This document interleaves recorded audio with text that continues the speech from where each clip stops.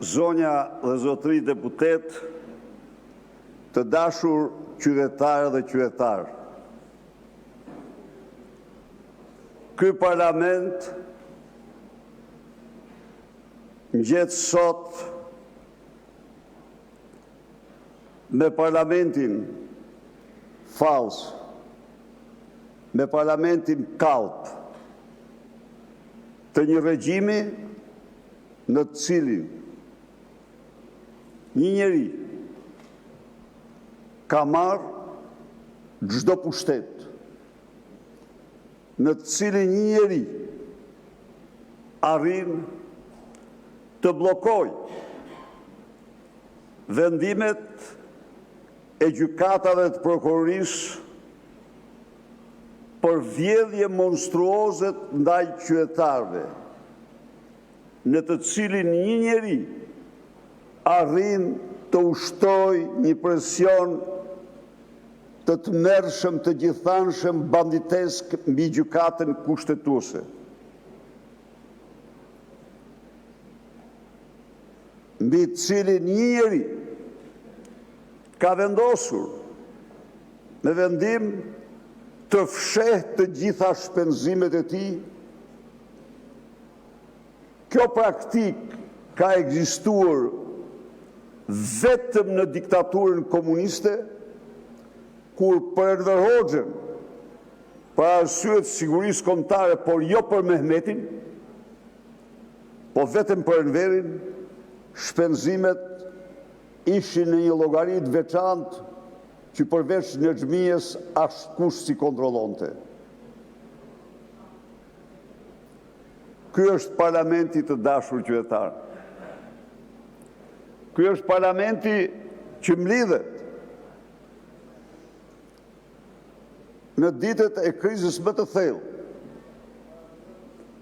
e akteve më antidemokratike, në një kohë kur një ministre është zbërthyer me të gjithë qenjen e saj nga mesazhet, fotot, dokumentat e tjerë të gjetura në telefonat e Erviz Berberit. Në një kohë që një kryeministër është i kapur në qark, si miu, në telefonat, me mesazhet në telefonat e Erviz Berberit.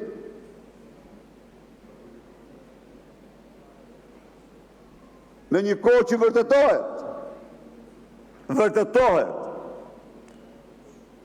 se oferta 140 milion euro për ndërtimin e tunelit Llogaras u zëvendësua me ofertën 190 milion euro të kompanisë turke pas udhëtimit në Ankara te Edi Rams me atë që quhet Lubi Balluku. Në një kohë që vërtetohet nga banka botërore se 90% e të gjitha fondeve të investimeve, 90% të gjitha fondeve të investimeve vidhen dhe nuk gjinden. Ju e pak dje, doli nga dreja prokurorisë Lubia numër 2. Po kjo Lubia numër 2, ta dini ju, më duhet të citoj, se ajo është i brendshëm, s'kam si të mos e citoj, Arben Ahmetaj, që thoshtë kjo ishte kopshti, kjo akshi ishte kopshti privat i Edi Rams. Sepse në fakt, në grazhdin e akshit, bën të kredin Baxhanaku, Fangu fitonte me 10 tendera.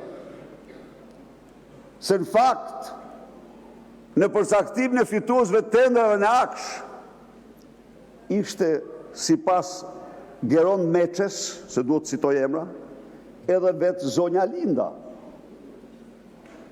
Në fakt, kjo ishte drejtoria e familjes. A e dini se janë thirrë në SPAK nga kjo drejtori 25 vjet. A e keni harruar ju fatin e Danielit? A ju kujtohet ju fati i Danielit? Daniel Shima, a ju thot në një gjë ju? Daniel Shima, sa po doli Lubia bis, Lubia numër 2 nga skapi, shkoj në zyrë dhe e shkarkoj. E shkarkoj dhe pas disa muajsh, pas disa javësh, uniforma me policë e rrethojnë, e grabisin. Fati dhe Zoti dha ati mundësi të çoj një mesazh, po marrin peng. Dhe banda Elbasanit tek e cila e çuan, e rrahu gjithë natën, por nuk e vrau sepse do dilte, do mbete. Ajo është në shtëpi. Ai ka 3 muaj, 2 muaj, më fani, që e ka mbyllur dhe nuk del nga dhoma. Nuk del nga dhoma. Daniel Jakshit. E patju Lubin bis që si doli. Dhe përballë këtyre skandaleve, këtyre vjedhjeve të pa imagjinueshme, përballë shkatrimit të madh të materjes kombëtare,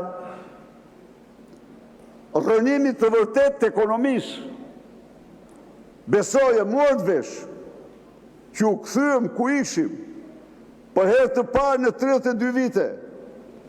Ekonomia mbahet nga kontributi i shtetit. Jo nga ekonomia. Ekonomia kontribon. Rritja ekonomike, më falë, mbahet nga kontributi. Ekonomia kontribon vetëm 49% të rritjes ekonomike. Sepse është në rënje të lirë. Sepse droga dhe vjedhja dhe droga po e shkatrojnë atë. Dhe tani forca e ekzekutivit kundër pezullimit. Në një kohë kur ajo do t'ja u them fundu dhe gjë tjetër, po tani me këto njërë. Në një kohë kur ajo duhet ishte prej kosh e arrestuar, sepse po prishin provat ditë e natë, sepse po zhdukin dokumentat ditë e natë. Po, ka administruar 12 miliard euro, nga të cilat absolutisht 10.3 miliard janë zhduk pa gjurmë, pa frut, pa namë një shanë. Ja ku e keni rrugën e qafë floshës. Ja ku i keni veprat. Shkoni rrugën e Erseks. Shkoni rrugën e Arprit.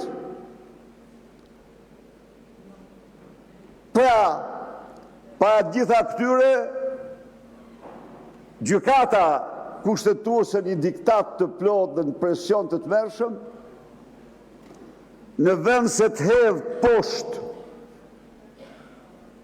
shqyrtimin, si që hodhi poshtë shqyrtimin e 30 deputetëve, mos harroni, nuk legjitimoi duke shkel kushtetutën, nuk hedhë poshtë shqyrtimin e një mase të ligjshme që është zakonshme në Europë dhe kudo. Tani, se po arrin koha, do të them një gjë unë. Edi Rama, unë kam thënë shumë gjëra për ju, nuk e mohoj, por nuk kam thënë kurrë atë që ka thënë Edi Rama. Ai dhe jo unë ka thënë që Partia Socialiste është një bordello. Unë se kam thënë kurrë këte, edhe se kam atë koncept, ja u them unë ju, për socialist nuk kam atë koncept unë. Por, për të parë se kush është bordello e vërtet, shkoni tek skapi i partisë dhe shifni dokumentat. Përfundoni, zotë Berisha. T'i shifni ato. Ate do mësoni se kush është bordello e vërtet. Kaq kisha. Fjalën e ka zonja Olta Xhaçkat, përgatitet zonja Jorida Tabaku.